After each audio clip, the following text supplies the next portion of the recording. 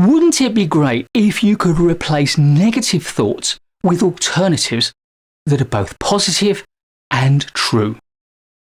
Well, this is called cognitive reappraisal, and there are some techniques to help you.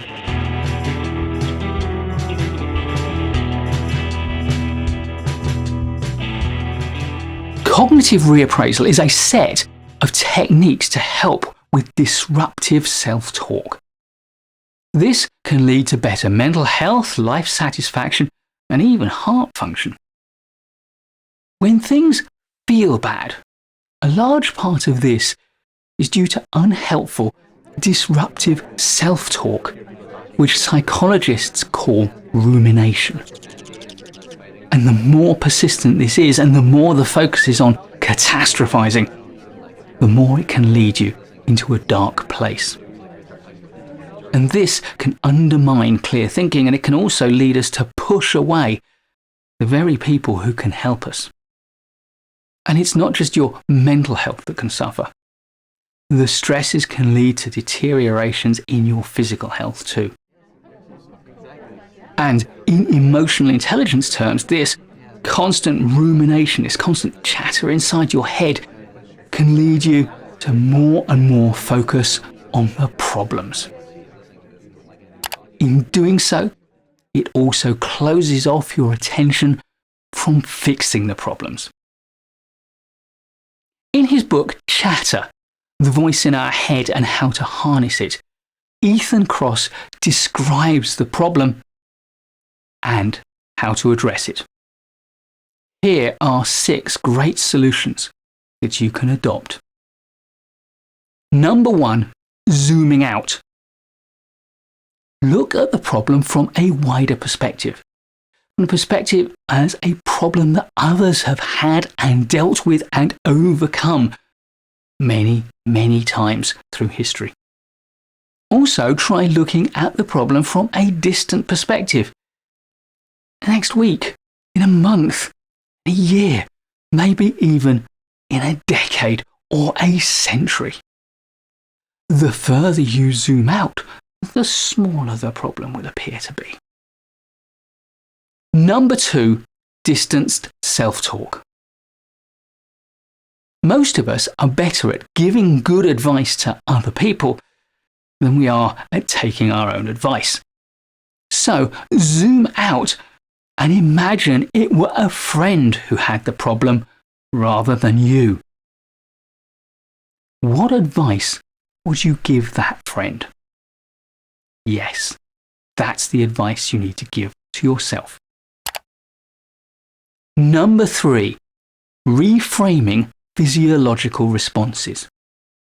When we feel threatened, uncertain, or stressed, our bodies respond in many different and uncomfortable physiological ways. We close in on ourselves, we tense up, our stomachs churn, our legs get wobbly. We may start to feel too hot or too cold. It's easy to recognize those signals and interpret them as fear, and consequently to recognize that our performance will be impacted adversely by what's going on in your body. However, you could also interpret those signals as a sign that something exciting is happening and that it matters to you. You can see these signals as arousal that alerts your body and primes it to respond quickly, efficiently, and effectively. Because that's exactly what it is. It's your fight or flight response preparing you to survive. Instead of saying to yourself, I'm scared, I'm anxious, say to yourself, I'm ready.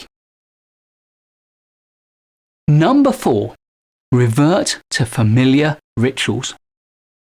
If you don't have your own set of rituals that make you feel comfortable and give you a sense of control, then create some.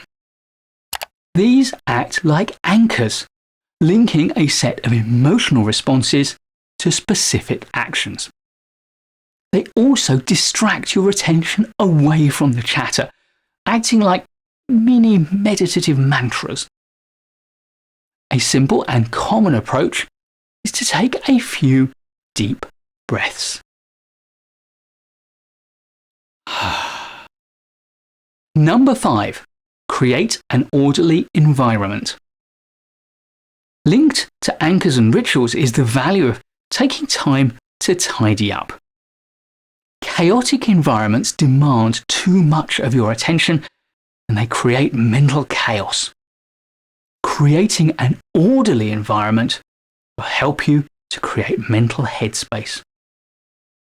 Cleaning, sorting, organizing, tidying, or just going for a walk. Really clear your head. Number 6. The power of nature. And talking of going for a walk, much recent research is endorsing what we have always known. The power of green spaces to calm our minds and nourish our souls. Indeed, that research is also showing an equal power, arguably an even greater power, of blue spaces to calm our minds. Blue spaces are spaces with water, like rivers, lakes, particularly beaches. In his book, Cross calls this awe, and also discusses an equivalent power of music or great art to calm the chatter.